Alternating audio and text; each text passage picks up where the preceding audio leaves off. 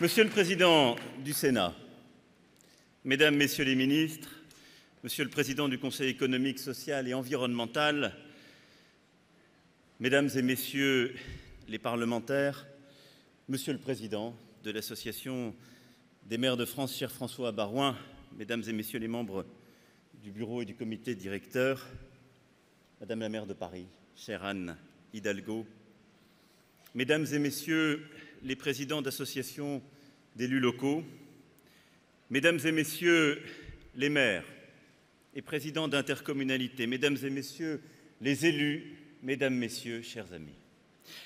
Merci d'abord de m'avoir permis de partager un instant à vos côtés l'hommage rendu au président Chirac, hommage affectueux et émouvant. Et merci de m'accueillir en cette deuxième journée, après avoir passé ces heures hier en particulier aux côtés de tous nos amis et collègues ultramarins que je reconnais dans cette salle et qui font face à beaucoup des défis qui sont ceux de tout le territoire français, avec en plus bien souvent des défis bien particuliers auxquels à chaque fois nous tentons de répondre. Merci Madame le maire de Paris, chère Anne, merci Monsieur le Président, cher François Baroin, Monsieur le vice-président, cher André Léniel, pour votre accueil, vos propos, vos interpellations. Et merci à vous tous, Mesdames et Messieurs les maires, d'être là. Nous nous retrouvons, mais en fait, je ne crois pas que nous soyons vraiment quittés. À chaque fois que je me déplace dans l'Hexagone comme en Outre-mer, dans les circonstances tragiques d'une catastrophe naturelle, d'un attentat, comme dans les jours plus heureux, pour inaugurer tel projet qui se lance, telle réalisation qui aboutit, c'est votre visage à chaque fois que je vois parmi les premiers. Votre connaissance du terrain qui me nourrit, votre sens précisément du terrain qui m'apprend. Et puis, vous l'avez rappelé, il y a eu le grand débat. Ces dialogues que nous avons noués dans toutes les régions de France, à Grand-Bourgtroul, à Souillac, Valence, Évry, Courcouronnes, Autun, Gargilès-Dampierre, Bordeaux, Gréoux-les-Bains, Angers, Saint-Brieuc, Cozzanne, à l'Élysée et dans bien d'autres lieux. Ce fut ça pendant des mois, dans toutes les régions de France. Et j'ai tant appris de nos échanges.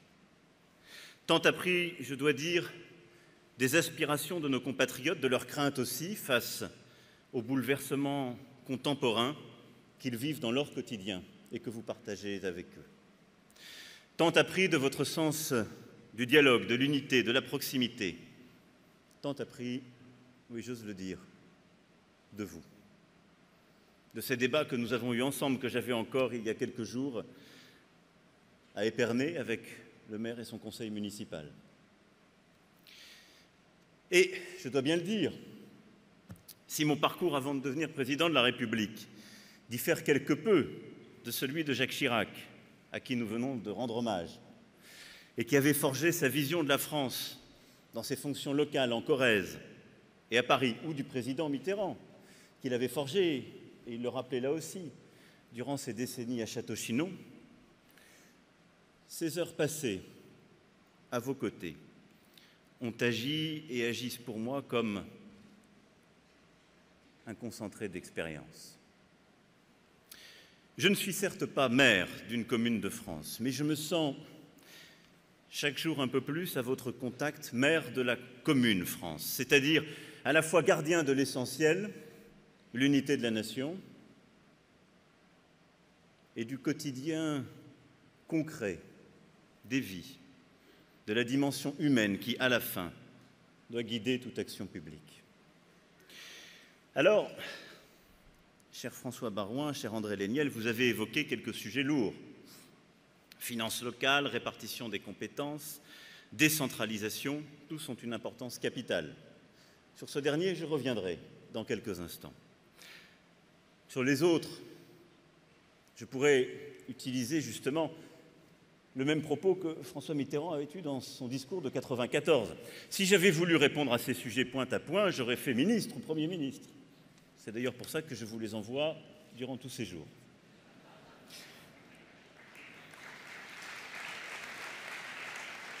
Mais comme vous, parce que les temps ont aussi changé, les exigences ne sont pas les mêmes, et vous me diriez, qu'est-ce que c'est que ce président qui ne répond pas à notre quotidien, alors que nous devons répondre au quotidien de nos concitoyens? Je vais quand même rentrer un peu dans le concret. Bon, sur la taxe d'habitation, j'ai déjà plaidé à plusieurs reprises. D'abord, permettez-moi de dire, la taxe d'habitation, comme les dotations, j'ai fait ce que je vous avais dit. Je suis venu à votre invitation durant la campagne présidentielle, je vous ai tenu ce discours. Exactement. Et j'ai demandé au gouvernement de le mettre en œuvre. Je crois que vous êtes attachés à la même forme de transparence. Il est bon que ce soit ainsi. Après, sur la taxe d'habitation, si durant votre campagne, beaucoup de vos électeurs vous reprochent la baisse, faites-le moi savoir. Et qu'ils viennent se plaindre. Et parfois, peut-être, vous aurez le droit d'empocher les félicitations qu'ils vous livrent à vous, et pas au gouvernement, parce que c'est ce qui va vous arriver. Et je me permettrai de dire que, contrairement à beaucoup d'autres réformes, celle-ci ne s'est pas soldée par la suppression de la taxe d'habitation pour la remplacer par un autre impôt local, ce qui fut toujours le cas jusqu'alors. Non, mais bien par la suppression d'un impôt compensé par l'État, qui descend en effet du département au bloc communal un impôt, mais qu'il compense par une part de transfert d'un impôt national. Et ça n'avait jamais existé, parce que ça veut dire que le payeur final de cette mesure, c'est bien l'État et ses économies.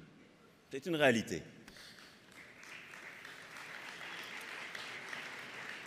Quant aux compensations, les ministres, le Premier ministre y reviendra. Je vous ai entendu, j'ai déjà plaidé il y a 2 ans ici même les choses. Je l'ai expliqué plusieurs fois durant le grand débat. Si le système des dotations doit être rendu plus intelligent, je suis preneur de toutes les propositions. Il se trouve que le système d'aujourd'hui, il est voté par le Parlement sur la base des propositions du Comité des finances locales. J'ai compris que beaucoup y siégeaient. Simplement, le gouvernement vote une stabilité conformément à mes engagements.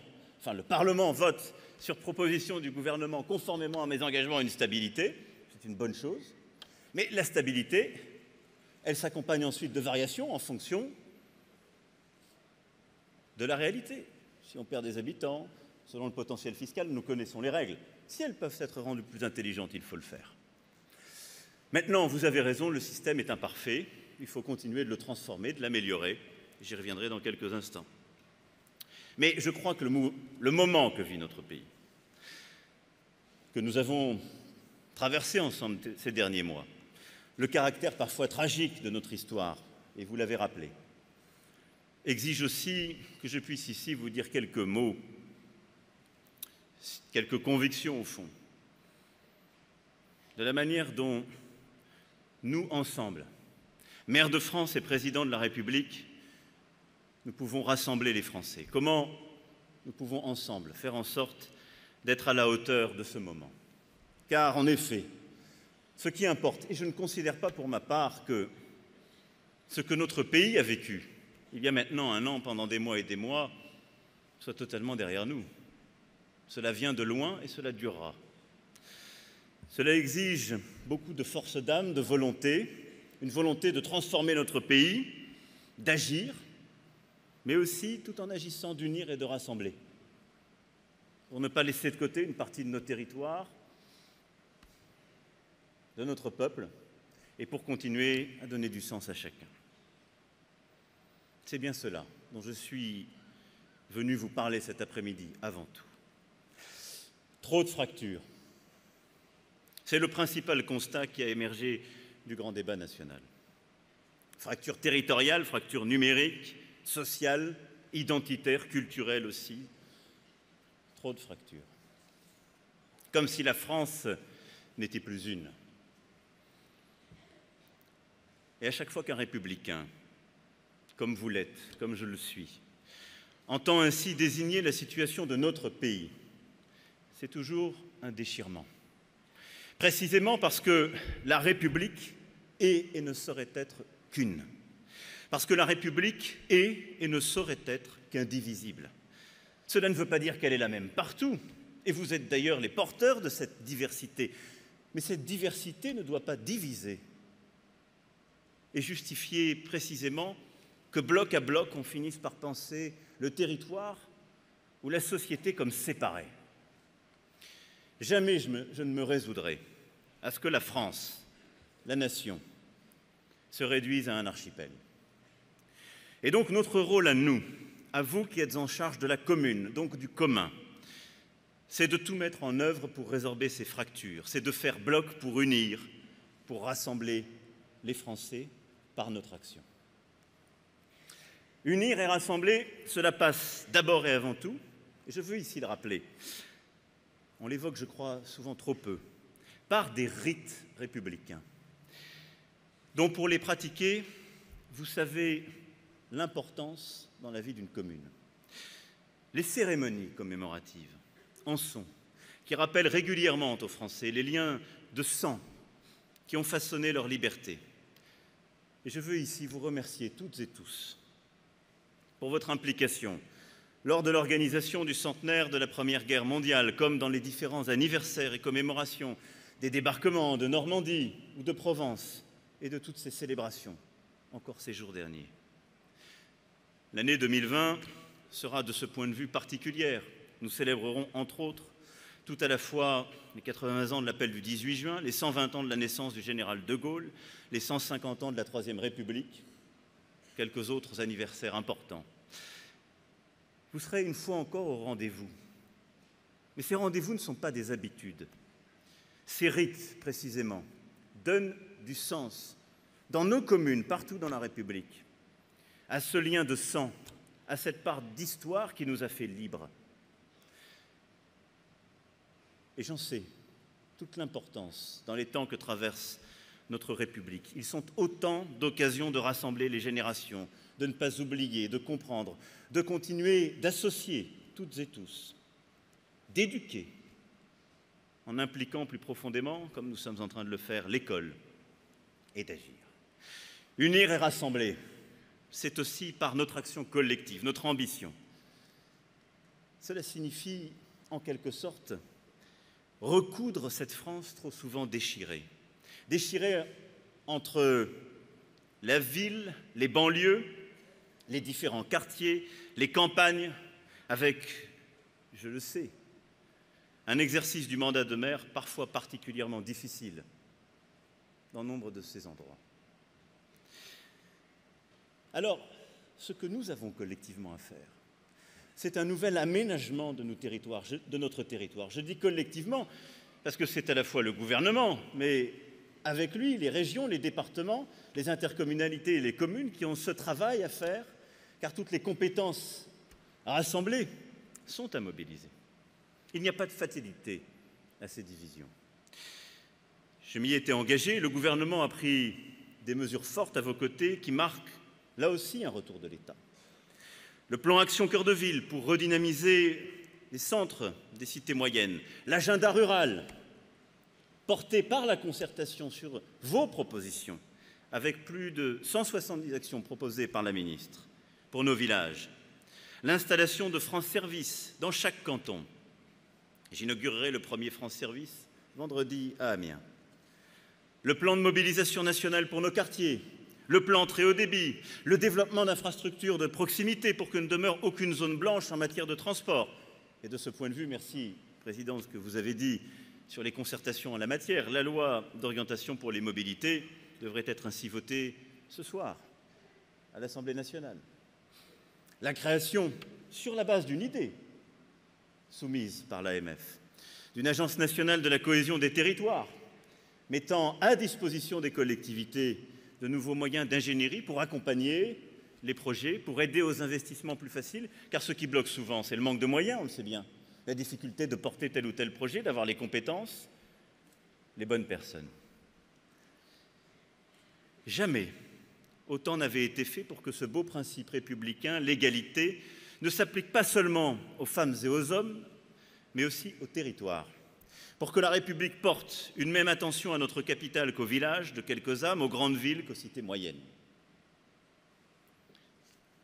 Nous arrivons tard, je le sais. Et je vous écoutais tout à l'heure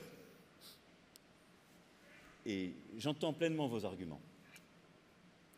Attaquer des projets de regroupement forcé, de précipitation, de baisse drastique de dotation sur tel ou tel projet. Mais je voudrais ici, de là où je suis, défendre le Premier ministre et son gouvernement. Parce que je n'ai pas le sentiment que tout ce que vous avez décrit depuis tout à l'heure soit des mesures qui aient été portées par ce gouvernement ou votées par cette majorité. Et j'ai peur que, comme ça peut vous arriver souvent d'ailleurs dans votre action, il n'ait eu à subir depuis 2 ans et demi les conséquences de beaucoup de réformes qui venaient parfois de loin, alors même que son action essayait de mener le contraire. Je ne vous demande pas la patience, vos concitoyens ne vous la donnent pas. Mais je nous demande collectivement le discernement, qui est de ne pas reprocher aux uns les causes qui viennent d'ailleurs, et de savoir reconnaître de manière un peu juste ce qui est fait.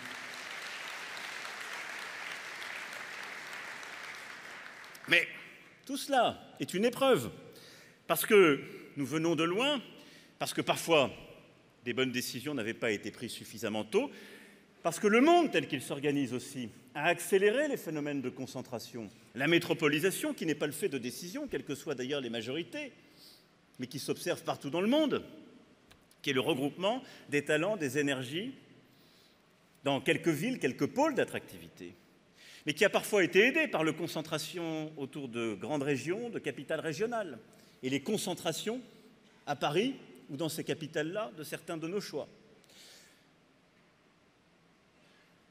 Nous arrivons donc à un moment critique, mais je ne crois pas, là aussi, qu'il y ait de fatalité, et je veux être jugé sur les actes. Les actes, c'est une augmentation de la couverture numérique du territoire inédite. 14 000 lignes de fibre optique sont tirées chaque jour ouvré, depuis janvier 2019. 4 millions par an. Nous serons donc au rendez-vous du haut débit pour tous en 2020 et du très haut débit pour tous en 2022, comme je m'y étais engagé, en juillet 2017. Les actes, c'est l'ouverture des 460 premiers France Service en janvier 2020. 2000 nouveaux cafés dans nos petites villes d'ici quelques mois dans le cadre de l'agenda rural. Les actes, c'est la transformation en cours des logements des centres-villes et des quartiers, le choix résolu de privilégier le commerce de proximité pour revitaliser les centres-villes. Les actes, ce sont les 42 quartiers de reconquête républicaine qui bénéficient de renforts policiers spécifiques. Les actes, c'est ce travail quotidien résolu pour faire en sorte que chaque terre de France soit une chance pour celles et ceux qui y vivent, par plus de stages proposés, par les emplois francs développés, par une nouvelle ambition donnée à l'Agence nationale pour la rénovation urbaine avec des délais raccourcis et les nouveaux engagements en termes d'investissement que j'avais pris. Les actes, c'est cela. C'est en train de se déployer, cela va continuer d'arriver, et c'est une transformation indispensable. Mais ça veut dire que collectivement, ce que nous avons à faire, c'est réinventer notre territoire. Et il n'y a en la matière pas de fatalité, comme je le disais. Les métropoles sont là. Ce à quoi nous avons à travailler, beaucoup des maires, qu'ils soient à la tête de ces métropoles ou dans leur périphérie, le savent.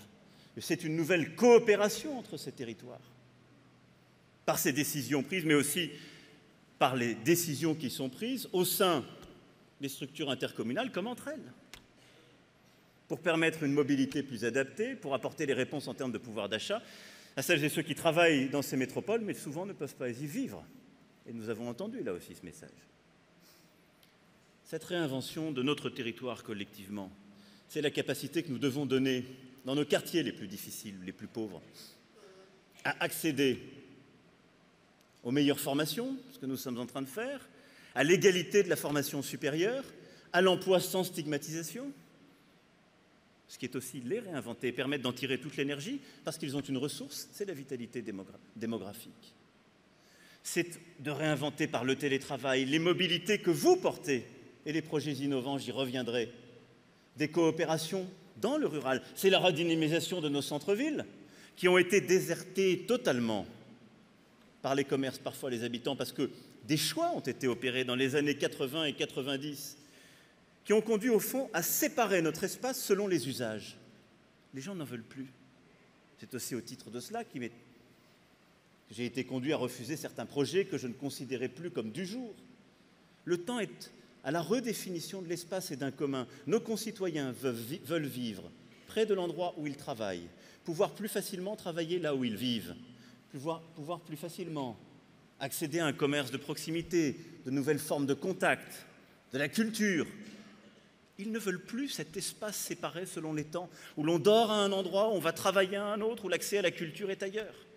Et c'est d'ailleurs cohérent avec le projet écologique que collectivement nous poursuivons. Il nous faut donc retisser cela. Cela va prendre du temps. Ça dépend de votre engagement, de la clarté de nos choix et des instruments qui sont mis à votre disposition. Mais je crois très profondément que par toutes ces initiatives prises, et j'aurais pu citer encore beaucoup d'autres, celle des territoires d'industrie, car là aussi, nous sommes en train de reconquérir notre industrie. Pour la première fois depuis 12 ans, nous recréons dans notre pays de l'emploi industriel. Nous réouvrons des usines dans des endroits qu'il avait délaissés. Parce qu'il n'y a pas de fatalité. Il y a des projets qu'on doit vous aider à porter, des investissements qu'il faut faciliter, et des règles, lorsqu'elles sont plus claires au niveau national, qui permettent enfin de réinvestir, de réembaucher. Plus de 500 000 emplois créés en 2 ans. Ça aussi, c'est pour cette ambition des territoires. Et donc, cet aménagement nouveau de notre territoire, il est à construire à travers ces projets, ces nouveaux instruments, et une ambition qui nous permettra de bâtir les nouvelles formes du vivre ensemble, de l'habiter, du déplacement et du travail, dans une puissance économique, solidaire et environnementale du XXIe siècle, celle que nous voulons bâtir. Unir et rassembler, c'est notre viatique. C'est aussi tenir la cohésion du pays dans les dures épreuves des temps. Vous avez rappelé les événements tragiques, ceux de 2015, ceux aussi que nous avons vécus ces derniers mois, ces dernières semaines. Ces événements, qu'il s'agisse du terrorisme, des attaques, des violences urbaines, ont touché à chaque fois au premier chef. Vous savez ô combien, Madame la maire de Paris, les maires que vous êtes. Ces événements ont bousculé notre pays, charriant les peurs, les angoisses, les tensions et parfois d'ailleurs, laissant monter l'esprit de division et les confusions. Face à de tels enchaînements, notre responsabilité collective est de ne jamais jouer sur les peurs, de ne jamais rien céder aux haines, d'éviter aussi la précipitation, parfois pour apporter les bonnes réponses. Opposer au tourbillon des amalgames la sérénité claire des principes républicains. Faire en sorte que le fil du dialogue entre les Français jamais ne se rompe. À ce titre, je veux dire ici combien les mots qu'ont eus les maires de chacune des communes concernées par les événements que je rappelais ont sonné juste, qu'ils étaient à chaque fois frappés d'un grand sens de la République et de son unité. Mais les mots n'épuisent pas ce que doit être notre réaction collective face au regain des passions, de la division et de la haine. Ce qu'il nous revient de bâtir, c'est la République en actes, qui unit les Français, tout simplement, parce que la loi s'applique à tous et en tout point du territoire. Aussi, devons-nous travailler ensemble pour assurer la sécurité de tous nos concitoyens au quotidien, lutter contre les incivilités, la délinquance, la violence, qui minent au premier chef la cohésion du pays. Je sais que c'est votre engagement premier, là aussi, parce qu'à chaque fois, vous me sollicitez, vous proposez d'ailleurs, bien souvent. Nous prenons depuis 2 ans et demi nos responsabilités en la matière avec une volonté forte. Des policiers et des gendarmes plus nombreux sur la voie publique. C'est l'engagement de recrutement de 10 000 postes supplémentaires. Les premiers qui sortent de formation sont en train d'arriver sur le terrain. Et il est vrai, ils sont particulièrement nombreux dans ces quartiers de reconquête républicaine où l'effort est mis en priorité. Mais c'est aussi dégager du temps sur le terrain pour nos policiers et nos gendarmes, en investissant dans la procédure pénale numérique, en allégeant ce qui a été fait dans le cadre de la loi justice, les tâches administratives. C'est aussi le choix qui a été fait, après des années sans que le sujet ne soit jamais ouvert, de décider du paiement des heures supplémentaires des policiers. Parce que les heures payées, c'est plus de présence sur le terrain. C'est donc du temps utile pour vous. Cet effort se poursuivra, il est indispensable et c'est notre engagement. Mais, et vous le savez aussi, la sécurité du quotidien dépend de vous, de la qualité des coopérations entre la police nationale et municipale, entre les préfets et les élus que vous êtes, et de poursuivre ce travail amplement engagé. Nous avons, à ce titre d'ailleurs, obtenu des avancées réelles grâce à l'initiative des parlementaires. Je pense en particulier à cette loi sur les rodéos, élaborée ensemble et qui permet aujourd'hui de saisir les véhicules et qui permet, lorsque le travail est fait en partenariat sur le terrain, d'agir beaucoup plus efficacement. Dans 3 cas sur 4, police municipale, les forces de sécurité intérieure sont liées par une charte de coopération qui organise échange d'informations, partage de moyens techniques et numériques, formation et parfois même patrouille commune. Mais là aussi, nous pouvons encore faire davantage, faire mieux.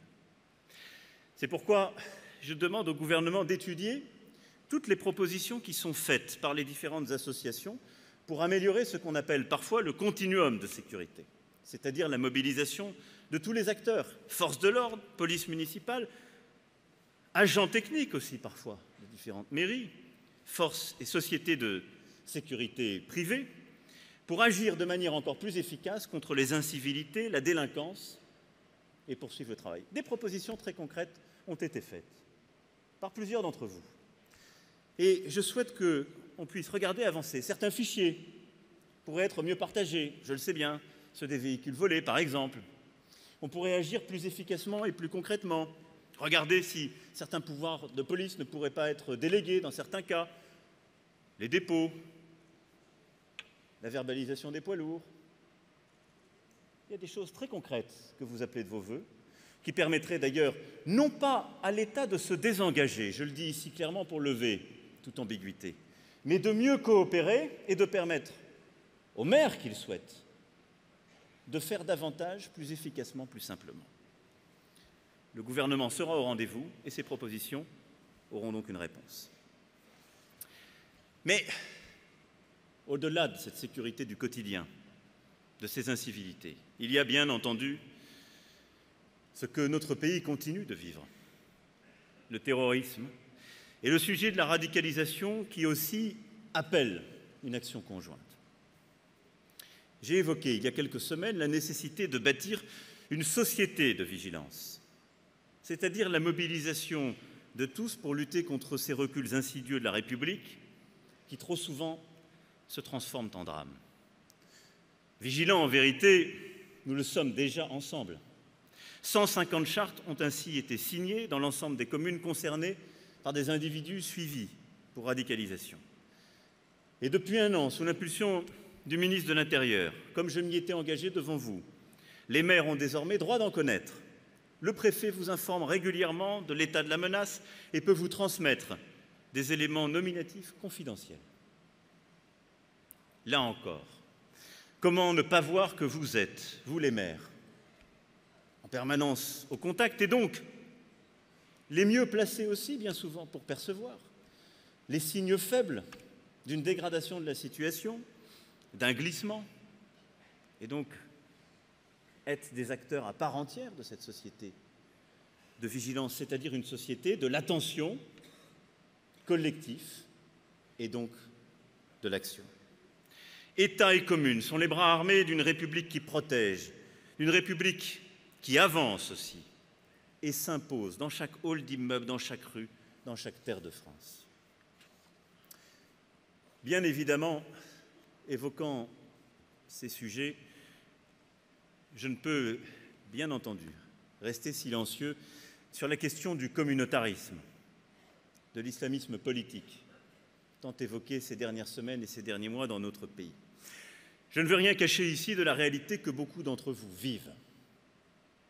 Dans certaines communes, dans certains quartiers, progresse depuis quelques années un projet de séparation d'avec la République. C'est une réalité. Ce sont les revendications sur les horaires réservés aux femmes dans les piscines, ces espaces publics où la mixité n'est plus possible. Ce sont ces pressions exercées dans certains services publics, certaines entreprises. Ce sont aussi des services communautaires qui cherchent à se substituer à la République. Et les déscolarisations d'enfants auxquelles on assiste dans trop d'écoles. À chaque fois, les maires sont en première ligne. L'État agit et continuera d'agir. Nous n'avons pas attendu ces dernières semaines et les débats qui parfois ont pu voir le jour. Non, les lois ont été prises et les actions ont été conduites en la matière, avec efficacité, tout particulièrement par le ministre de l'Intérieur et le ministre de l'Éducation nationale, grâce là aussi à des initiatives parlementaires salutaires sur ce sujet. 12 lieux de culte ont ainsi été fermés, 4 écoles hors contrat, 9 établissements associatifs, près de 130 débits de boissons, toujours avec la coopération des maires. Cette action continuera d'être menée. Et nous devons là aussi faire plus. Ne jamais vous laisser isoler dans ce qui est un des grands combats républicains contemporains. Tout le gouvernement est mobilisé et continuera d'agir. Le ministre de l'Intérieur donnera des instructions nouvelles au préfet dans les prochains jours en la matière. Et le gouvernement portera des actions concrètes nouvelles dans les prochaines semaines sur ce sujet. Mais là aussi, je veux nous appeler collectivement à ne pas tout confondre. Dans les débats qui souvent se nouent sur ces sujets compliqués, on confond tout. On confond bien souvent la laïcité, la civilité et l'ordre public. La laïcité, elle a un cadre, la loi de 1905. Il a été complété par des lois plus récentes, importantes, qui ont été le fruit d'ailleurs de longues concertations.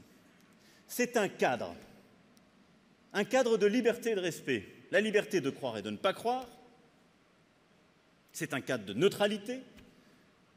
Ça n'est en aucun cas un cadre de combat ou d'exclusion.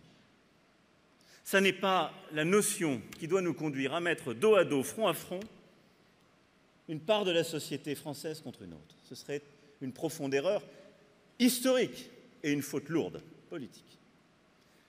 La laïcité, elle a ce cadre. Faisons-le appliquer. Respectons-le partout. C'est à cela que j'appelle le gouvernement.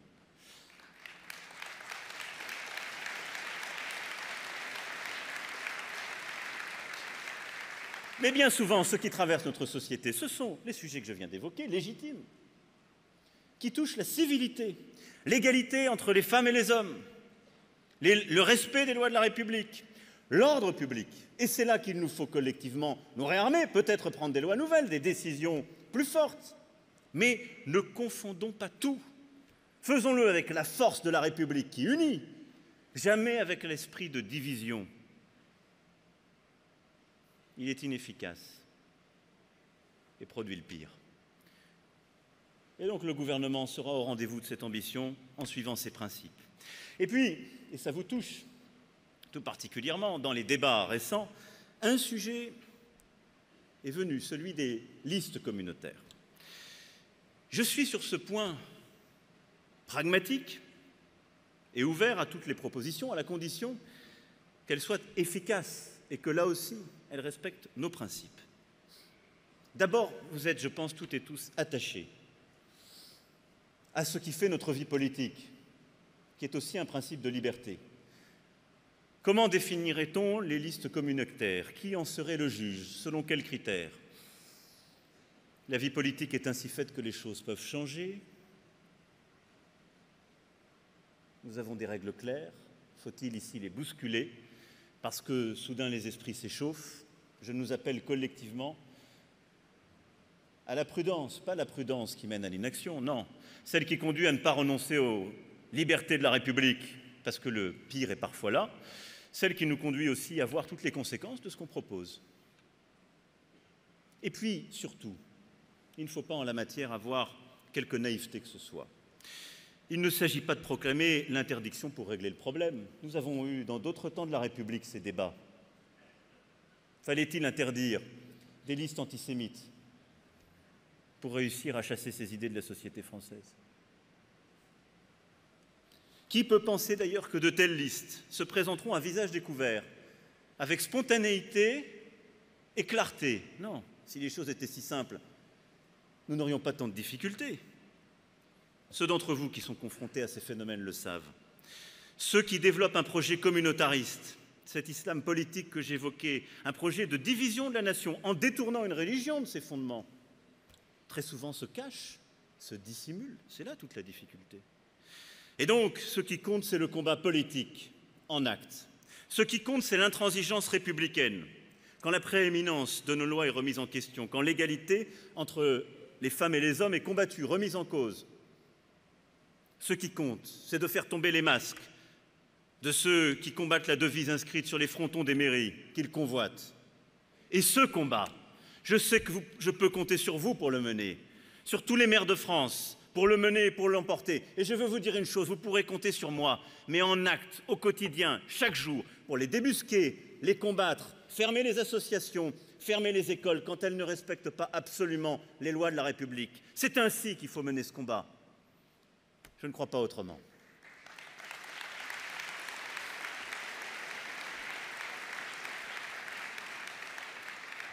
Et donc là aussi, sur ce sujet, le gouvernement poursuivra avec l'ensemble des forces politiques de notre pays le travail pour rassembler les meilleures idées, avancer et agir. Mesdames et messieurs, préparant ma venue parmi vous, je relisais aussi l'histoire des congrès des maires de France et, ce faisant, l'histoire des maires de France. Et je me faisais cette réflexion toute simple, en quelque sorte, quand on reprend à la cavalcade cette odyssée commune depuis la Révolution française. À chaque fois qu'il a fallu bâtir la République, ses grands projets, construire son avenir, cela s'est fait dans et à travers, par les maires. La liberté,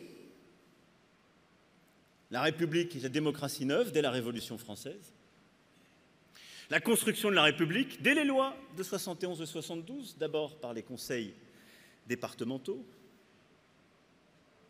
puis par la loi de 1884, par le rôle qu'on donne aux maires, et la construction de notre école de la République, de nos écoles dans chaque commune, bien souvent aussi des infrastructures, c'est faite par ce truchement. Et la solidité que notre République a su bâtir entre la défaite de 70 et 1914, c'est ce moment inouï où la République a su construire une espèce de pacte d'ambition et de contrôle réciproque avec les élus locaux et ceux de la République. Permettre que rien ne soit remis en cause si le pire devait advenir à Paris, avec les pouvoirs donnés dès 71 et 72 au niveau du département, en 84 aux communes, et permettre d'avancer avec des projets concrets. La solidité de notre pays, elle procède de ce temps incroyable. Et à chaque moment que la République a été bousculée par des doutes, par le pire, parfois bousculée en son sommet, elle a su retrouver ce socle, cette action concrète, cette stabilité des valeurs et des principes auprès de ses maires. Et il en est de même dans le moment que nous vivons. Nous sommes dans un moment particulier de notre pays, mais il suffit de regarder autour de nous pour nous apercevoir que nous sommes dans un moment historique pour toutes les démocraties occidentales, et au fond pour le monde entier, un moment de doute, de crise. Regardez autour de nous. Qui a un gouvernement stable, de majorité claire? Qui a une vie démocratique innocente, placide? Je cherche les paradis, les exemples, je n'en trouve pas. C'est bien parce que nous avons collectivement de nouveaux défis à relever. C'est que nous vivons la fin aussi d'une époque de transformation profonde, peut-être que nous n'avons pas toujours su prendre à temps, mais aussi des défis contemporains qui agitent les peurs. Le défi technologique, le défi climatique, le défi démographique et la brutalité de ce monde contemporain. Pour réussir ces transformations, comme à chaque fois que la République a été confrontée à ces grandes bourrasques, j'ai besoin de vous et c'est ensemble que nous bâtirons cette action utile.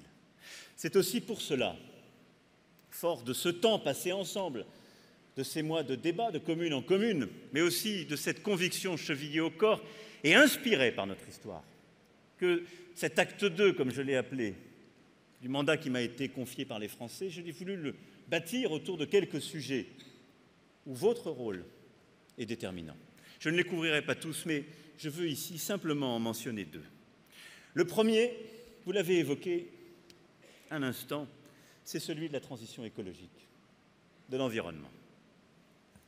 Elle se joue bien sûr sur le plan international. La France est au rendez-vous dans les négociations entre États sur les baisses des émissions de gaz à effet de serre, la préservation de la biodiversité, la constitution d'un droit environnemental contraignant. Et vous savez l'engagement de la France sur tous ces sujets. Elle se joue en Europe. Et vous savez combien la France porte une ambition climatique et environnementale dans notre Union européenne. Elle se joue aussi au niveau national. Et là également, le gouvernement prend ses responsabilités. Je connais peu de pays qui ont assumé la fermeture de toutes leurs centrales à charbon, la fin de l'exploitation des hydrocarbures, un plan pour la biodiversité. Ça a été fait. Et c'est en train de s'appliquer. Et ce n'est qu'un début de l'action qui est en train d'être conduite. Et la Convention citoyenne, cher Président, qui est en train de travailler au CESE en ce moment même, proposera au gouvernement, à moi-même, de nouvelles actions concrètes qui scanderont notre travail collectif dans les prochains mois. Mais en vérité, là aussi, c'est bien dans les territoires et par les communes que la transition se fait concrètement. La protection des espaces, la lutte contre la pollution, eaux usées comme déchets, et donc le combat pour la biodiversité, c'est vous. Les plans pour décarboner les transports, pour rénover les logements et donc emporter la bataille de la baisse des émissions de gaz à effet de serre et du climat, c'est vous. Bien sûr, l'État doit fixer un cadre, une direction, donner des instruments. Mais ensuite, c'est aux communes qu'il importe de faire, très souvent. Et c'est d'ailleurs là que les initiatives les plus innovantes, bien souvent, ont été prises. Les maires ont un rôle clé, ils ont aussi une connaissance du terrain, de ses contraintes et parfois des tensions que ces sujets peuvent faire naître. Un maire sur 5 est agriculteur ou ancien agriculteur, ce qui donne une expérience. Et je dois le dire aussi, bien souvent, quelques bons sens. Cette transition, elle est complexe. Et là aussi, je vois qu'il y a des intéressés dans la salle. C'est statistiquement, normalement, vérifié. Cette trame des territoires, elle implique du bon sens et là aussi, de savoir gérer les choses sans, je dirais, conflit inutile. Ce rôle en matière d'écologie, je commencerai par là, ne doit pas vous conduire à prendre des décisions qui ne relèvent pas du pouvoir de police du maire. La toxicité d'un produit chimique, ça n'est pas la compétence du maire. Et je vais vous dire, c'est une bonne chose pour vous. Quand je vois des maires qui prennent des arrêtés pour interdire des pesticides dans leur commune, quel sens ça a? Est-ce que la toxicité de ce pesticide, elle ne serait pas la même à Plougastel ou à Morlaix? Aucun sens. Aucun sens. Il y a peut-être plus de fraises d'un côté que de l'autre. C'est vrai. Et donc, c'est pour vous protéger aussi que ce pouvoir n'est pas donné, sinon ce sera la guérilla terrible et surtout l'incompréhension généralisée. Et donc, en la matière, j'en appelle à la modération. Mais, au-delà de cela, vous avez un rôle essentiel et je voulais aussi apporter quelques clarifications. Si nous voulons aller plus loin, nous devons bâtir, avec vous sur les territoires, des filières d'économie circulaire, luttant activement contre le gaspillage. En la matière, vous avez d'ailleurs bien souvent pris vous-même des décisions. C'est pour cela que, sur ce sujet, et sur un sujet particulièrement sensible comme celui de la consigne des bouteilles plastiques, rien ne sera fait sans l'accord des maires. C'est bien dans ce sens C'est bien dans ce sens que j'ai demandé au gouvernement de poursuivre le dialogue au Parlement, conforter ceux qui ont pris de l'avance et investi, aider, faire, parce que nous devons avoir une réponse forte et ambitieuse en la matière. Nos concitoyens l'attendent. Mais on ne doit pas pénaliser ceux qui se sont organisés parfois il y a plusieurs années et ont pris des investissements utiles et ceux qui ont trouvé la bonne organisation. Ça doit donc passer par une indispensable concertation. Oui, je crois à une écologie de la liberté, de l'innovation, je crois dans l'écologie des territoires et la capacité qu'on donne à ces derniers de trouver les bonnes solutions. Je crois dans ceux d'entre vous qui innovent pour préserver les espaces naturels et agricoles, planter des forêts urbaines, encourager la conversion des exploitations agricoles vers le bio et la haute valeur environnementale, qui développent des plans alimentaires territoriaux pour approvisionner les écoles et les marchés en circuit court, dans ceux d'entre vous qui développent massivement des transports en commun propres, le bus à hydrogène, les nouvelles solutions pour remplacer la voiture, les véhicules en autopartage, les navettes, y compris dans le rural, les pôles d'échange, qui pensent la ville du vélo, de la marche à pied, dans ceux qui inventent les réseaux intelligents qui permettront d'intégrer les énergies renouvelables par essence intermittente dans les systèmes électriques des villes, qui investissent pour la rénovation thermique des bâtiments municipaux, des logements. Tout ce que je viens de dire est en train de se faire. Et la loi d'orientation pour les mobilités, largement concertée, donne aux régions un rôle très important et aux communes un rôle à leur côté. Et c'est donc un cadre, des instruments, une clarté de financement. Mais là aussi, nous sommes en train de construire cette écologie concrète. Vous êtes en train de le faire. Ce qu'on doit apporter, c'est le cadre clair, les responsabilités, ce que permet la loi d'orientation, et les financements pour l'accompagner. Les contrats de transition énergétique permettent, dans certaines situations difficiles de le faire. La clarté qui sera donnée sur les dotations qui accompagnent la loi en sera une autre. Et je souhaite que les prochains mois soient scandés par de nouveaux appels à projets pour accompagner très clairement tous ces projets aussi que je viens d'évoquer dans le cadre et l'architecture de la loi qui a été largement concertée et qui sera de manière imminente ainsi votée. L'écologie du quotidien, l'écologie concrète, l'écologie française, c'est celle de nos territoires, celle en action. Et c'est pourquoi, là aussi, je crois très profondément, comme lorsque la République a eu à bâtir son école, votre rôle est indispensable. Le deuxième sujet sur lequel je voulais attirer votre attention et vous dire combien, au fond, nous avons aujourd'hui pour mener cette action besoin de vous, c'est celui de la République sociale, solidaire, de ce solidarisme contemporain auquel je crois profondément. Dans votre quotidien, vous êtes confrontés, et vous avez apporté nombre de ces missions, bien souvent d'ailleurs en lien avec les départements qui, en la matière, jouent un rôle essentiel, cher Président. Vous avez à vous occuper des personnes éloignées de l'emploi avec les missions locales, celles en situation de difficultés ponctuelles ou durables avec les CCAS, l'accompagnement des personnes âgées, les situations liées justement aux demandes d'asile et aux migrations que sur beaucoup de nos territoires nous connaissons. Tous ces sujets sont majeurs, je n'y reviendrai pas. Vous êtes aussi au cœur d'une ambition économique indispensable. Mais il y a deux politiques, deux actions sociales indispensables à notre République et à la construction de cette République solidaire du XXIe siècle où votre rôle est décisif. C'est l'école et la santé.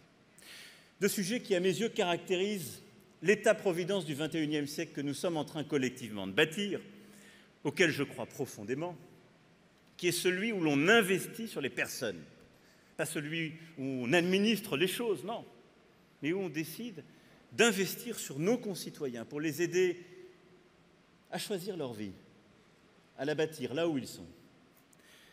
Et là, votre rôle, comme il l'a toujours été, est éminent. L'éducation. Vous savez l'ambition qui est la nôtre, merci Président de l'avoir rappelé, elle est partagée, elle m'a conduit d'ailleurs parfois, là aussi, à corriger des choses qui étaient faites.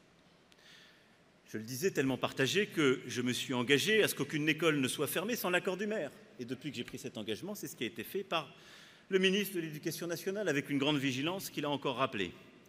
Priorité donnée à l'école primaire, parce que c'est là que se nouent les inégalités. Réforme du lycée, réforme de l'orientation.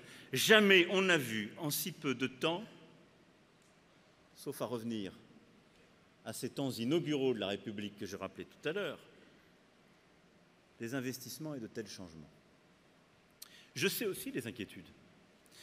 Comment financer les ATSEM supplémentaires face à l'augmentation des effectifs induite par l'école obligatoire des 3 ans? Comment prendre en charge les dépenses immobilières liées au dédoublement des classes de CP, CE1, CE2? Le sujet des grandes sections maternelles? Je veux ici rassurer, je sais les discussions en cours et vous aurez l'occasion d'y revenir avec le ministre. L'État a accompagné à hauteur d'un peu plus d'une dizaine de millions d'euros. Et c'est vrai, pas la totalité de ce qui a été investi, et je remercie toutes les communes qui ont beaucoup fait sur le sujet, et nous continuerons d'accompagner. Et là aussi, ce dialogue continuera de se faire, parce que nous avons besoin de cette ambition collective, parce que nos enfants, pour pouvoir bâtir leur vie, ont besoin d'une école ainsi construite, avec moins d'élèves par classe, et avec les réformes qui ont ainsi été décidées. Parce que aussi, nous avons besoin, pour réattirer des familles dans certains endroits, dans certains quartiers ou dans une part de notre ruralité, de leur offrir des écoles de qualité. C'est ça l'objet de ces réformes. Nous travaillons également ensemble à installer dans tous les territoires de France des CFA, de nouvelles antennes du CNAM, des unités d'enseignement supérieur, comme ces campus connectés dont l'objectif est de permettre à des étudiants habitant dans des territoires éloignés des grandes villes de bénéficier d'une offre complète de formation. Ce que nous allons déployer dans les prochains mois, ce que j'ai demandé au gouvernement de faire, c'est à rebours de ce que vous avez bien souvent vu, d'ouvrir dans des villes moyennes qui n'ont pas aujourd'hui d'université, pas de formation supérieure, des antennes d'université, certaines formations professionnelles ou académiques, et parfois les deux, pour permettre de se former au plus près de chez soi et répondre ce faisant aussi à des problèmes bien souvent de mobilité, de coût du logement dans les métropoles, de rareté du foncier que nous avons à vivre par ailleurs.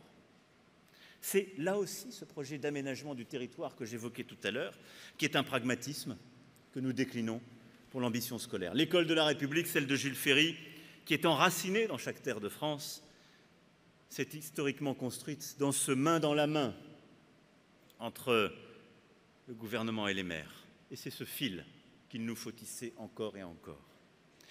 Et puis le second pilier de cette République sociale, c'est la santé. Là aussi, vous n'avez pas attendu le gouvernement.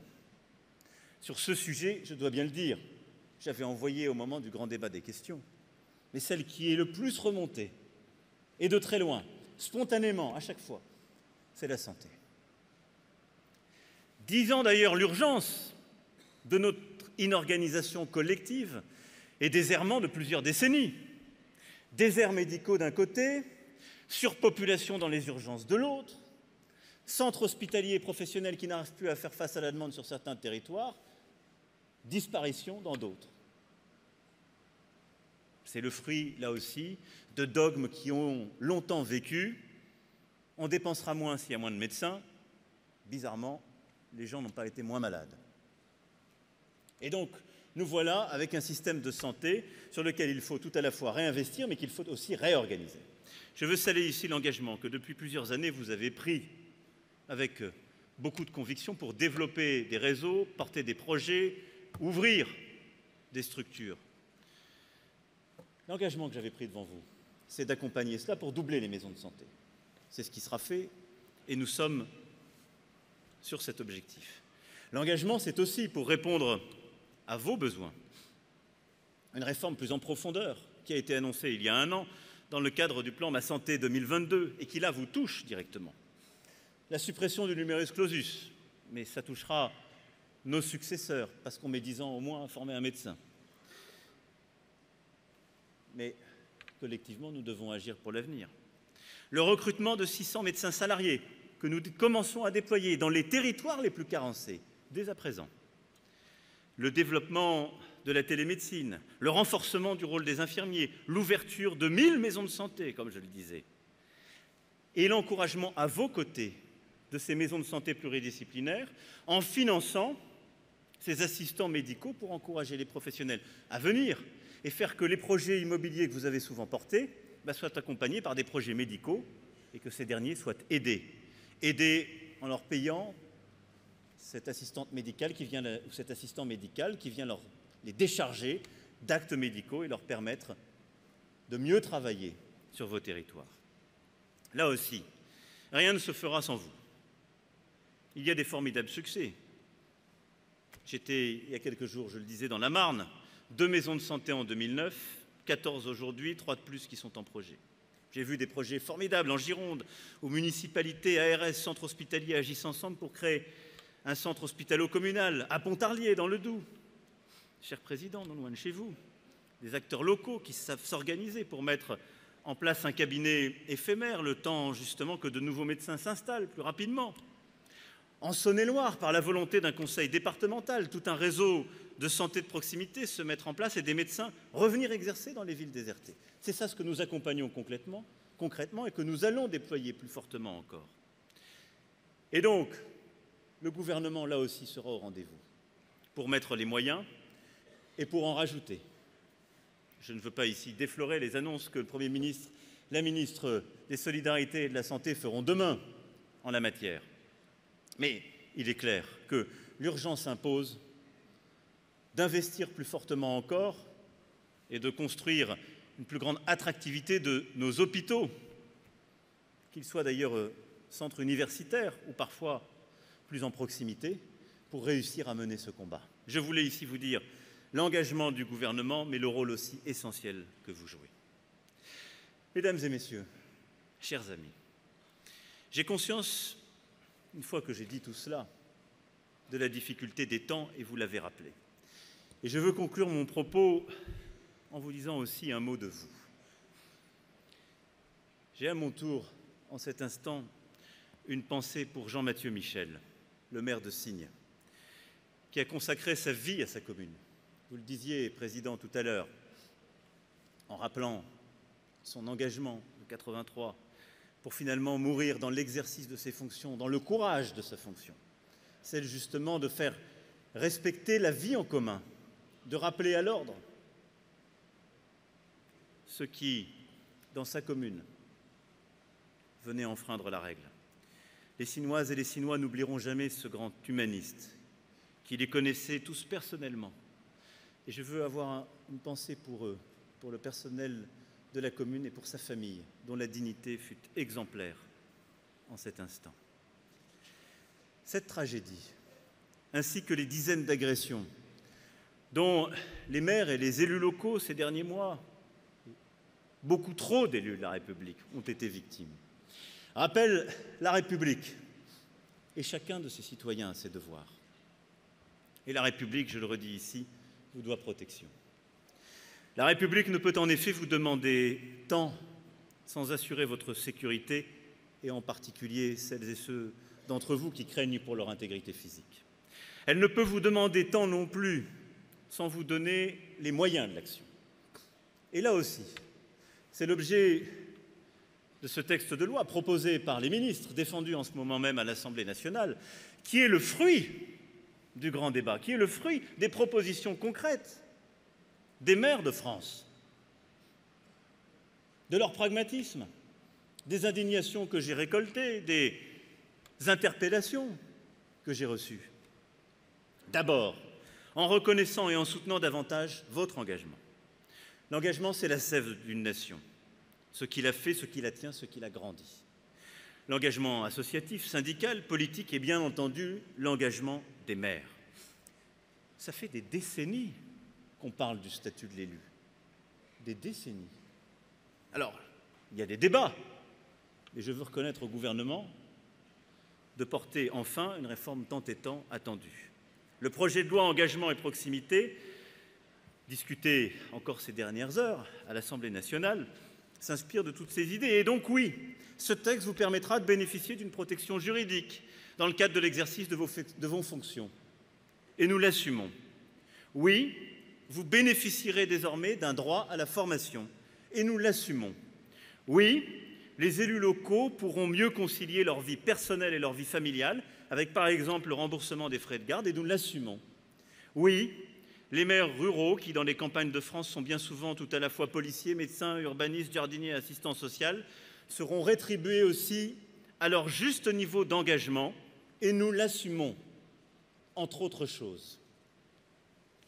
Je veux le dire ici parce que c'est une première.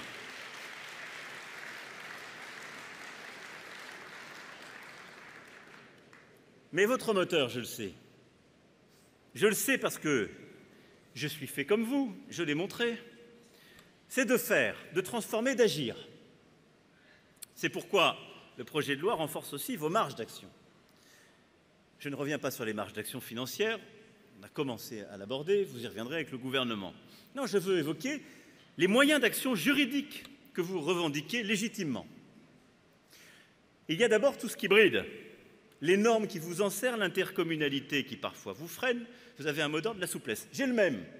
Et pour moi aussi, rassurez-vous, ça va trop lentement. Et lorsque je suis allé il y a quelques jours dans la Marne, j'ai réuni d'ailleurs les préfets et chefs de service de l'État déconcentrés pour faire la revue de chantier en la matière. Mais ça avance. Les normes, nous en réduisons d'abord le flux. On le regarde trop peu souvent. 40 projets de décrets pris par les ministères en 2 ans et demi. C'était 100 par an avant. 100 par an. Le stock. Les fameuses circulaires. Vous savez, ces lois qui ne sont pas discutées au Parlement et ces décrets qui ne sont pas pris par les ministres, mais tout ce qui fait la vie de l'administration et qui, à la fin, vous est parfois opposé. Ces circulaires. 65% des circulaires existantes abrogées. Je peux vous dire que ce travail de Pénélope, il a fallu le porter et il touche votre quotidien. Je n'ai pas entendu de protestation, ça veut dire qu'elle ne servait pas forcément à grand-chose. Ce travail, il faut le poursuivre et là aussi, j'en appelle aux bonnes idées. Mais ne sous-estimez pas une chose, simplifier, c'est complexe. Parce que supprimer un texte, une circulaire, c'est s'assurer qu'il ne servait à rien. Il faut tester les gens, il faut le vérifier, vous le savez bien. Et donc, j'ai besoin de vous pour que ce travail se poursuive. Un nouveau service, le rescrit normatif, sera créé dans les préfectures et sera valable dès le début du mandat prochain et permettra de sécuriser tous les projets sur le plan juridique. De la même manière, déconcentrer la décision, c'est simplifier pour vous. On est plusieurs dans cette salle à être attachés à cela, je le sais.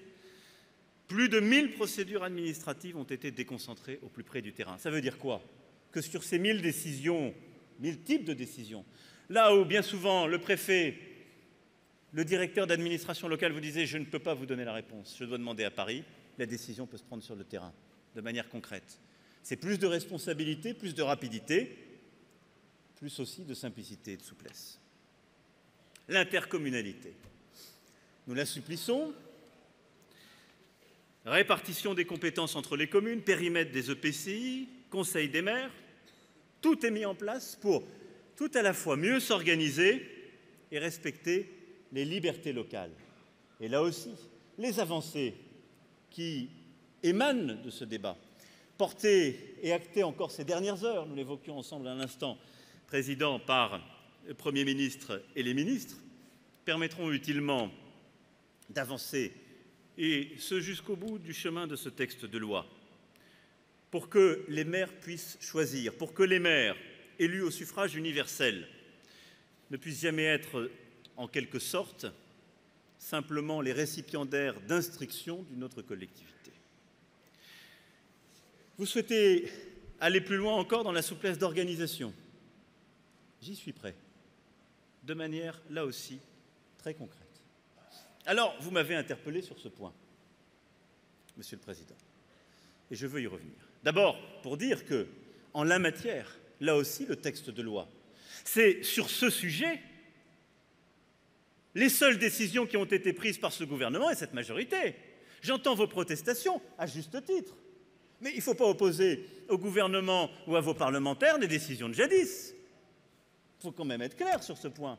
Ou alors, citez-moi les discours où j'aurais porté de l'intercommunalité forcée, citez-moi les discours où j'ai nié la force démocratique du maire, citez-moi les discours et les actes qui ont fait le contraire. Cher ami, Il vous est arrivé d'avoir des prédécesseurs, il faut les respecter, vous n'êtes pas obligé de tout prendre.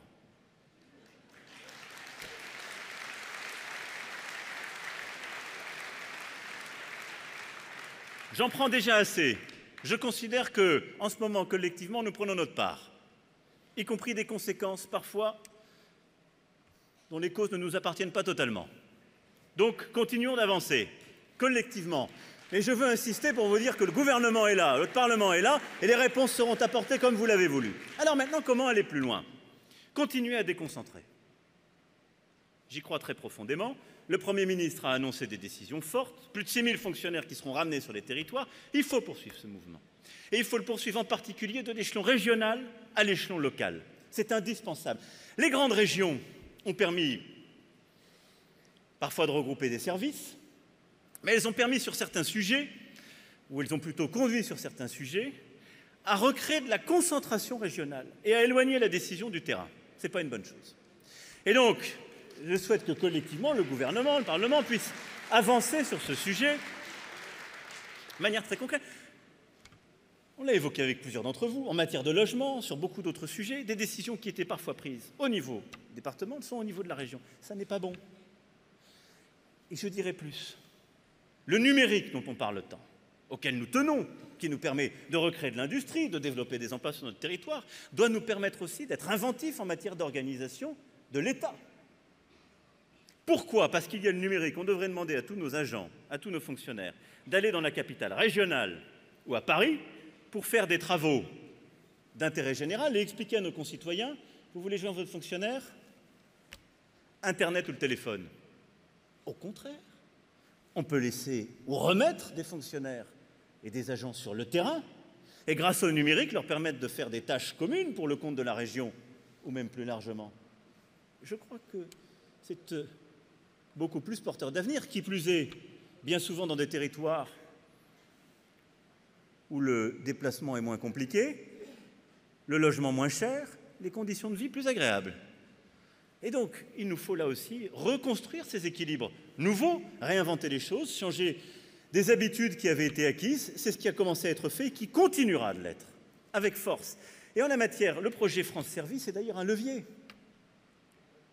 Et croyant en mon exigence sur le sujet, ce ne sera pas un paravent. Ce sera bien une ambition nouvelle de la présence, des compétences sur les territoires et de l'innovation aussi, pour tous nos services, comme d'ailleurs pour les grands partenaires de l'État, je pense à la Poste, qui peut permettre, non pas dans France Service, mais en allant au plus près de nos concitoyens, comme elle commence à le faire en matière de santé, pour apporter du service jusqu'à nos concitoyens, pour lui inventer une nouvelle mission d'intérêt général, dont dans nos campagnes les plus isolées ont besoin, dont aussi certains quartiers de la République, certains ont besoin. Différenciation, c'est le deuxième levier, après la déconcentration. Nous avons commencé de le faire, beaucoup ont joué le jeu. Ces fameux contrats permettent de mieux répondre. Il y a les contrats dits de cœur, que les plus grosses collectivités ont souvent signés et qui produisent leurs effets. Il y a aussi les contrats de différenciation, d'action. De la Creuse, cher Président, jusqu'aux Ardennes, en passant par la Bretagne, à tous les niveaux, des contrats ont été signés par le gouvernement qui ont permis de bâtir des actions concrètes, de projets sur le terrain, de différencier. C'est une manière aussi d'avancer efficace, beaucoup plus forte. Et je souhaite que nous puissions franchir un pas supplémentaire. Je sais que nous sommes beaucoup dans cette salle à le vouloir, par la réforme constitutionnelle qui permettra d'instaurer un droit à la différenciation. Et là, je sais compter sur chacun pour que nous puissions aller au bout de cette idée. Et puis la troisième, après la déconcentration, la différenciation, c'est la décentralisation. Vous l'avez évoqué, et je souhaite que, sur ce sujet, nous puissions avancer. Mais je vais vous dire quelques convictions en la matière. Il y a eu plusieurs vagues de décentralisation. Et essayons collectivement d'en faire le débat, d'en faire le bilan. Elles ont, dans beaucoup de cas, réussi à mener une action plus concrète, en effet plus proche des territoires. Mais bilan que j'en tire pour l'État, trop souvent l'État a essayé de garder une partie de la compétence et n'a pas fait toutes les économies. Et parfois d'ailleurs nous avons collectivement perdu de la compétence. Prenons les routes. Est-ce qu'on est aussi bon sur ce sujet qu'il y a 40 ans? Je ne suis pas sûr. Pas sûr. Les ponts, on en parle en ce moment, est-ce qu'on est aussi bon? Pas sûr. Donc il faut que la décentralisation s'accompagne de choix clairs du côté de l'État. Il doit lâcher toutes les compétences quand il les décentralise. Mais il ne faut pas que ça conduise à de la perte collective de connaissances et qu'on, d'un seul coup, on se réveille et qu'on se dise, là, on n'est plus aussi bon qu'avant. Ensuite, on a parfois décentralisé des compétences sans donner les moyens. Le RSA et les départements. Est-ce que c'est de la bonne décentralisation? Non. On l'a plusieurs fois évoqué. Ça fait maintenant des années, quasiment depuis le premier jour, que des débats sans fin se nouent pour savoir si la compensation est la bonne. Et qui plus est, on a décentralisé une compétence sur laquelle la collectivité en charge n'avait quasiment pas de moyens d'action. Est-ce que c'est de la bonne décentralisation? Moi, je veux bien décentraliser des compétences. Si la collectivité qui la reçoit ne peut rien faire et qu'elle est un payeur aveugle, elle dit « j'ai la compétence ». Et donc, j'en ai tiré une conviction simple, qui peut-être peut rendre les choses parfois plus compliquées qu'il ne semble au premier abord. Quand on décentralise une compétence, il faut décentraliser les moyens clairement. Et la dynamique des moyens clairement. Est-ce qu'il y a sur chacune de ces compétences une dynamique et une fiscalité claire? Non. Vous me parlez du foncier pour les départements, c'est émouvant. Mais si le foncier avait la même dynamique que le RSA, ça se serait vu depuis longtemps. Et c'est d'ailleurs pour ça qu'on fait des péréquations en permanence. Si les départements qui touchent le plus de foncier et de droits de mutation à titre onéreux étaient les départements qui avaient le plus de RSA, la France serait plus heureuse. Rien à voir. Il y a une ressource fiscale, elle n'a rien à voir avec la dépense. Est-ce que c'est de la bonne décentralisation? Vous conviendrez avec moi que non, c'est ridicule. C'est ridicule. Et donc on fait de la bricole en permanence, on fait de la péréquation tous les matins. Vous le savez bien. Donc, cette émotion me touche, mais elle n'est pas féconde. Elle n'est pas féconde. Si on veut avancer, il faut regarder en effet quelle fiscalité ou part de fiscalité on donne aux collectivités en décentralisant. Et nous avons un fétichisme français, l'autonomie fiscale. Je regarde les grands pays décentralisés autour de nous. Ils sont beaucoup plus décentralisés que nous. Ils n'ont pas d'autonomie fiscale. Ils ont une chambre qui, chaque année, en effet, discute des ressources fiscales qui sont affectées aux collectivités, chaque niveau avec des règles claires. Peut-être qu'il faut en arriver à cela. Et moi, j'y suis favorable. Parce que je vais vous dire, l'autonomie fiscale, elle a deux problèmes. La première, il n'y a jamais une fiscalité qui correspond à la bonne compétence. Donc il y aura toujours des péréquations et de l'illisibilité, c'est vrai. Les seuls qui peuvent avoir une fiscalité propre, ce sont les communes. Ils ont une clause de compétence générale. C'est pour ça que j'assume le foncier. Et ne me dites pas, il y a des gens qui sont exonérés qui ne le payent pas. Dans la commune de Troyes, il doit y avoir 70% des gens qui ne payent pas la taxe d'habitation. On en parlait l'autre jour. Pas pour autant qu'ils n'avaient plus de lien avec la vie dans la commune. Bon. Donc, il n'y aura jamais la bonne fiscalité, en tout cas pour les départements et les régions. Par contre, il faut qu'il y ait une dynamique fiscale qui corresponde à la dynamique des compétences, qu'il y ait une visibilité qui soit donnée. Et c'est vrai que nous ne sommes pas bons sur ce sujet. Et donc, est-ce qu'on peut peut-être évoluer dans notre capacité collective à la fois à moderniser nos impôts, à clarifier les responsabilités fiscales et de compétences? Je l'espère. Parce que vous savez, sinon, on vit dans une société où, selon les niveaux, on augmente les impôts d'un côté, on les baisse de l'autre, c'est illisible pour nos concitoyens. Qu'est-ce qui s'est fait ces dernières années? Je parle du mandat précédent. Vous l'avez dit, des dotations ont été baissées massivement. Mais c'est de la fiscalité locale qui a souvent été augmentée massivement, souvent au niveau intercommunal, avec souvent d'ailleurs des gens qui ne savaient plus qui faisait quoi.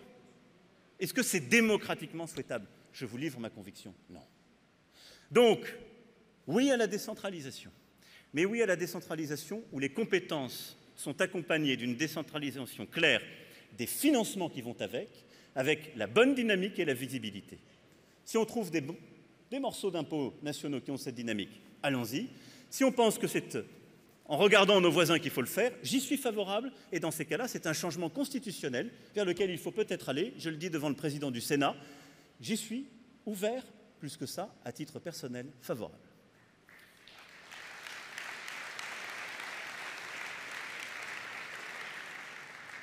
Et de l'autre côté, en décentralisant les compétences, il faut décentraliser les responsabilités.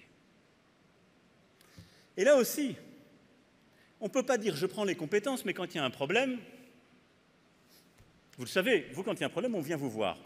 Bon, quand ce n'est pas vous, c'est moi, si je puis dire. Quand même bien souvent. Et c'est trop souvent le cas. Je dis « j'ai les compétences ». Les départements font un travail extraordinaire sur l'aide sociale à l'enfance. Quand il y a un gros coup de grisou, je l'ai vu, on dit c'est l'État, comme si on avait oublié qu'on avait décentralisé la compétence. Je veux bien. On a décentralisé imparfaitement certaines compétences de mobilité ou de développement économique. Dès qu'il y a un problème, on dit c'est l'État. Quand une entreprise ferme, je n'ai jamais vu une région dire c'est ma responsabilité, je vais moi le faire. L'État ne nous aide pas assez. On me parle de l'emploi. L'emploi. Si ça va avec la responsabilité, c'est simple. Ça veut dire maintenant dans les élections régionales, quand les gens votent pour la région, ils disent je vote pour la politique d'emploi. Et quand le président, les parlementaires iront aux élections, ils diront attention, mes chers amis, l'emploi, ce n'est pas chez moi, c'est la région. Moi, je ne peux rien, l'emploi. On n'est pas ce pays-là. Je vais vous rassurer, l'Allemagne, grand pays décentralisateur, n'a pas non plus décentralisé l'emploi. Et donc, le problème qu'on a, c'est qu'on a décentralisé des compétences sans décentraliser les responsabilités. Et je le dis aussi pour protéger les collectivités ici présentes. Personne en France ne veut avoir un RSA par département. Personne.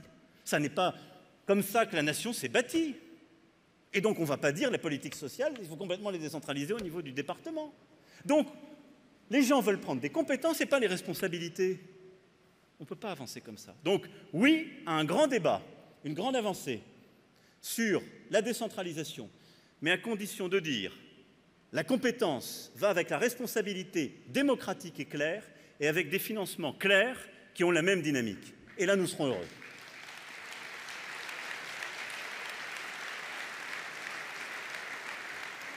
Et une fois que j'ai dit ça, j'y suis ouvert sur tous les sujets. On parlait de logement, j'y suis très ouvert. Vous parliez de culture, il y en a déjà beaucoup. On peut faire là aussi plus, de sport.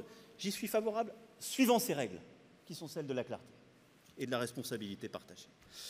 Vous l'aurez compris, mesdames, messieurs, chers amis, je n'ai d'autre obsession que d'agir, de transformer, de faire avec vous. Car à la fin, il n'y a que cela qui compte et c'est cela que nous laisserons. Une action. Alors je sais, les mois à venir auront un tour un peu particulier avec les élections municipales qui se profilent. Certains d'entre vous se représenteront, et je sais que vous serez nombreux, avec aussi de nouveaux engagés, actifs ou retraités, jeunes ou moins jeunes, femmes ou hommes, qui feront le choix de donner un peu de leur vie aux autres. Certains d'entre vous se revendiqueront d'étiquettes partisanes, d'autres non. Je crois sur ce sujet qu'il faut laisser une totale liberté et n'enfermer les maires dans aucun clivage. Les élections locales ne sont pas là pour être utilisées à des fins partisanes. Vous avez besoin de rassembler et d'agir. Ce qui compte, c'est l'engagement. Ce qui compte, c'est que la République des maires vive. Ce qui compte, c'est que les maires de France unissent encore et encore la société, façonnent encore et encore le pays, continuent à forger ce que nous sommes, ce peuple enraciné, ces paysages, ces différences, et répondent à ces ambitions contemporaines. Car oui, comme je l'ai dit, notre pays traverse, et je conclurai sur ce point, une période peut-être unique quand on se retournera sur elle, où ces fractures que j'évoquais sont là, où en même temps les opportunités sont à portée de main, où quelque chose se réinvente tout à la fois de nos vies, de nos territoires, de notre continent comme du reste du monde. Et je crois dans ce moment, une fois encore, que votre rôle est en effet essentiel. Alors oui, vous l'avez dit, Président, il y a un an, lorsque le pays s'embrasait, j'ai fait appel à vous. Ou plus exactement, je vous ai regardé, vous m'avez inspiré. J'ai regardé les premiers maires, les premiers d'entre vous qui ont, parce qu'il y avait certains de nos concitoyens qui étaient dans les rues ou les ronds-points, parce que la violence était là, qui ont ouvert leur mairie, qui ont proposé. Certains sont venus me voir avec des propositions concrètes. Et de Poissy à Gargilès-Dompierre, en passant par toutes les communes de France, vous avez pris des risques. Vous avez proposé et innové. J'ai en ce moment une pensée, un remerciement particulier pour Vénic Berberian, qui, avec ses maires, est venu me présenter ses premiers cahiers qu'il avait ouverts en mairie. Il a aujourd'hui des combats plus intimes, mais il a eu beaucoup de courage. Beaucoup de courage. Mais j'ai une pensée pour vous tous et toutes qui vous êtes engagés en vous confrontant de salles polyvalentes en mairie, de préaux d'école, en salle de classe, parfois à la colère, pour lui redonner un cadre. Vous avez écouté, vous avez souvent expliqué, vous avez aussi relayé, et je vous ai retrouvé à chaque fois, avec des propositions, des voix portées et une ambition. Alors, en concluant mon propos, je voulais vous remercier d'avoir fait vivre cette République si vivante, si diverse, mais debout, forte, d'avoir donné un cadre aux colères et aux indignations, et d'avoir montré une fois encore que notre République est forte. Et notre République continuera dans les mois qui viennent à affronter ses peurs. Mais je sais ce que nous avons vécu ensemble et ce que nous avons fait ensemble. Et ça me rend formidablement optimiste. La République, ça n'est pas une nostalgie. La République, ça n'est pas non plus un immobilisme. La République, c'est une volonté. C'est un projet unique de liberté, d'égalité, de fraternité. Ce sont des droits, on les rappelle chaque jour, on se combat pour les étendre, mais aussi des devoirs. Devoirs pour les responsables que nous sommes, partout. Devoirs pour nos concitoyens. Et il faut leur rappeler, toujours, s'il n'y a plus de devoirs, il n'y a pas de droits qui tiennent. Devoir de respecter l'autre. Devoir de respecter la quiétude et l'ordre public, parce que c'est la garantie de la liberté, de conscience, d'expression comme de manifestation. Devoir de civilité, car la démocratie interdit la haine, précisément parce qu'elle est libre. Devoir d'aimer.